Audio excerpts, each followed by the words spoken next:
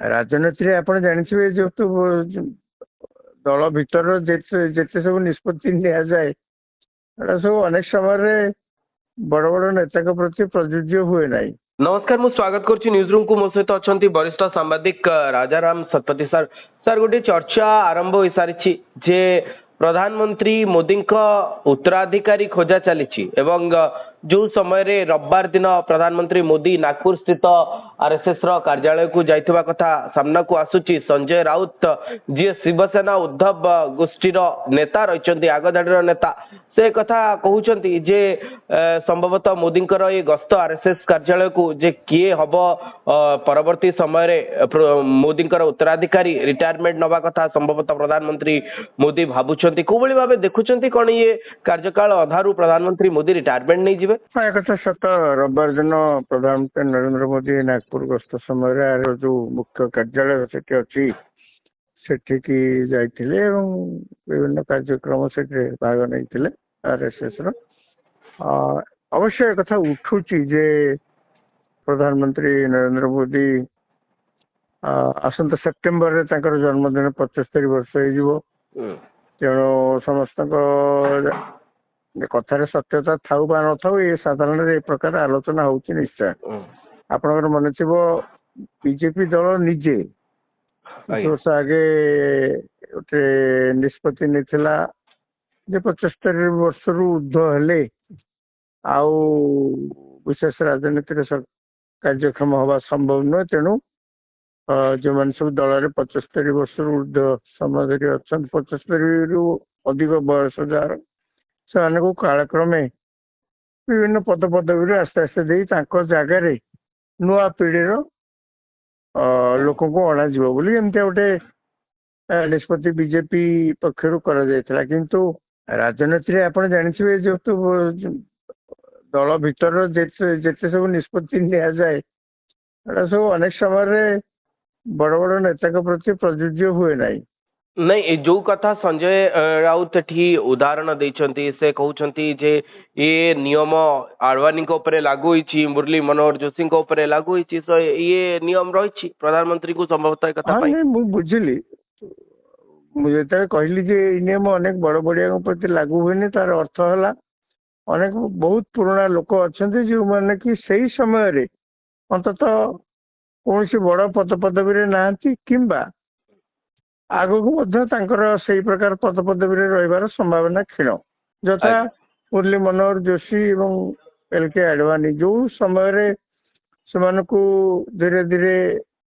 राजनीति दूरे दिगला एवं दल भितर दूरे दिगला कह गले से समय से किसी बड़ पद पदवी नथिले। द्वितीय कथा हूँ दल अवश्य से दल को गढ़ी तोड़े जो बलिष्ठ भूमिका अच्छी दल केबे अणदेखा करना। बर्तमान प्रश्न उठुची जदि प्रति यही नियम लागू होता से नरेंद्र मोदी हुए तो यही नियम लागू हो पारे किंतु कथा उठुची कौन कि नरेंद्र मोदी या भितर आप लक्ष्य करेंगे से तो केवल प्रधानमंत्री नहांती तांकर व्यक्तित्व एवं तांकर प्रभाव केवल जातीय स्तर में जी अनुभूत न होची अंतत आंतर्जातिक स्तर में आप लक्ष्य करेंगे तांकर व्यक्तित्व एवं प्रभाव बहुत अनुभूत हो प्रभाव बहुत अनुभूत होची एवं खाली से नुहे आजिका दिन रे दुनिया रे कही माने कह गले इंडिस्पेंसिबल नुहंती जहाँ को छाड़ी आउ कि नहीं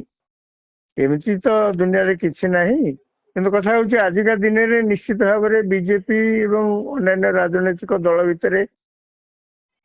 समस्त अनुभव कर देश बर्तमान जो भाई परिस्थिति अच्छी मोदी भली व्यक्तित्व ए देशर शासन को संभाली आगामी दिन में संभाल अटकैया चाहिए आ एक जानापी चाहिए जे राष्ट्रीय अध्यक्ष पदर जेपी नाड्डा दायित्व संभवतः 2024 पाखापाखि शेष हो सारी आपण ओडिशा भित्तिक को आसतु एठी मध्य ओडिशार किए राज्य सभापति हम ए द्वंद्व दूर हो पारुनी जो भाई भाव विजयपाल सिंह तोमर कहते जे ये मार्च 31 तारीख सुधा ये सब किसी स्पष्ट सामना को आसीबो ता मध्य गुंची गुंची जाउची एबे एप्रिल 14 परे आसीबो बोली जणा पडुची बीजेपी बा भारतीय जनता पार्टी रो जो सांगठनिक स्ट्रक्चर रही ता भितर किसी गोटे बड़ धरणर हलचल होईची कि जेतेबेले 400 पार नारा को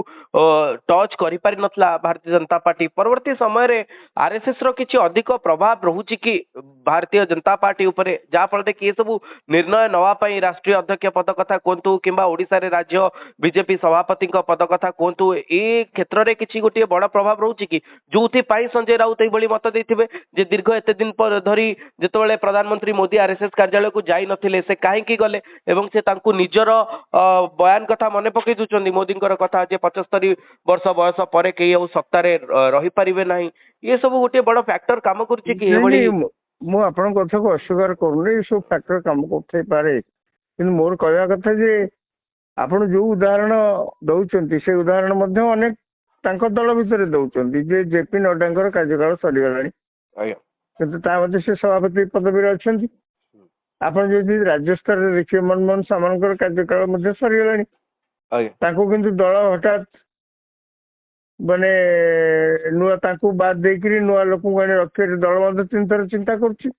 ତେଣୁ ମୋର କହିବା କଥା ଯେ ମୂଳରୁ ଯେ ଆପଣ ଗୋଟେ ନିଷ୍ପତ୍ତି ନେଇଛନ୍ତି ଠିକ ଅଛି କିନ୍ତୁ ଆପଣ ଯଦି ତାକୁ ସେଇଆକୁ ନିଷ୍ପତ୍ତିଟାକୁ ବା ସେଇ ନିୟମଟାକୁ ଜାବୁଡ଼ିକିରି ଧରିବେ ଅନେକ ସମୟରେ ରାଜନୈତିକ କ୍ଷତି ମଧ୍ୟ ତା ଦ୍ୱାରା ସହିବାକୁ ପଡ଼ିପାରେ। ତେଣୁ ଯେହେତୁ ବର୍ତ୍ତମାନ ଯୋଉଭଳି ପରିସ୍ଥିତିରେ ଅଛି ଏବଂ ବିଜେପି ଗଲା ନିର୍ବାଚନରେ ଆପଣ ଲକ୍ଷ୍ୟ କରୁଥିବେ 240 ସିଟରେ ସୀମିତ ରହିଗଲା ଏବଂ ସେଥିପାଇଁ ଆରଏସଏସ ର ଅସହଯୋଗ ଗୋଟେ ମୁଖ୍ୟ କାରଣ ବୋଲିକିରି ସେତେବେଳେ ଅନେକ ସମୟରେ ଚର୍ଚ୍ଚା ମଧ୍ୟ ହେଲା କିନ୍ତୁ से समय गोटे मोर जी मन पड़ुछि जे संभवतः जेपी नड्डांकर गोटे बयान सामना को आसीथिला गोटे जातीय गणमाध्यम रे इंटरव्यू देबा समय जे आरएसएस रो साहाय्य भारतीय जनता पार्टी को दरकार नहीं जाहाको नहीं आरएसएस शुद्ध थिबा को नहीं सेई कथा मु मना करली सेई कथा ମଧ୍ୟ ସେତେବେଳେ ଚର୍ଚ୍ଚାକୁ ଆସିଥିଲା ଯେ ଜେପି ନଡ୍ଡା ଯେହେତୁ ଗୋଟେ କହିଦେଇଥିଲେ ଯେ ଆରଏସଏସ ର ସାହାଯ୍ୟ ଆମକୁ ଲୋଡ଼ା ନାହିଁ ତେଣୁ ଆରଏସଏସ ର ସହଯୋଗ ନିର୍ବାଚନରେ ଯେତେବେଳେ ନ ଆସିଲା ସେତେବେଳେ ଦଳର ସଂଖ୍ୟା କମିଗଲା। ତେଣୁ ମୋର କହିବା କଥା ଯେ ରାଜନୀତିରେ ଆପଣ ବହୁ ସମୟରେ ନିୟମ କରିପାରନ୍ତି ସେ ନିୟମକୁ କିନ୍ତୁ ସବୁ ସମୟରେ ସବୁ ଜାଗାରେ ପ୍ରଯୁଜ୍ୟ ବୋଲିକି ଧରି ନେଲେ ଦଳକୁ ସେଥିପାଇଁ କ୍ଷତି ସହିବାକୁ ପଡ଼ିପାରେ। उत्तरप्रदेश कथा देखंतु उत्तर प्रदेश रे एई लोकसभा निर्वाचन ने आपण लक्ष्य करथिबे उत्तर प्रदेश रे अति कम रे से दल भितर समस्त अनुभव करछन जे माने 30 टारू अधिक सीट विरोधी दल को पळेला केवल सेठी समस्त कहउछन जे आरएसएस रो असहयोग जोगु एवं भूल निष्पत्ति जोगु दल को ए प्रकार क्षति सहायक पड़िला। तेणु आपण निष्पत्ति एक पक्षरे गोटे पक्षरे आपण निष्पत्ति नैबे निष्पत्ति नवा उचित मध्य कहीं दल तो जहाँ भी नुआ नुआ लोक आने कथा पुराना लोक धीरे धीरे जिते दल प्रति कंट्रीब्यूशन होते भी आपण तो पुणी अतिक्रम कर आग को जीवाक पड़ो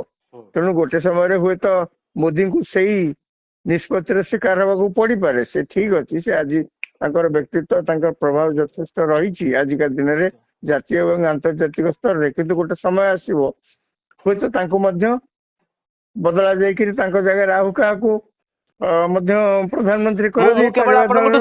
शेष रिएक्शन नापी चाहिए जे जो कथा देवेंद्र फडणवीस कहते जे जब पिता जीवित है तो उत्तराधिकारी के बारे में बात करने का अनुचित है अर्थात एक तो स्पष्ट से कहते जो पर्यंत मोदी अच्छा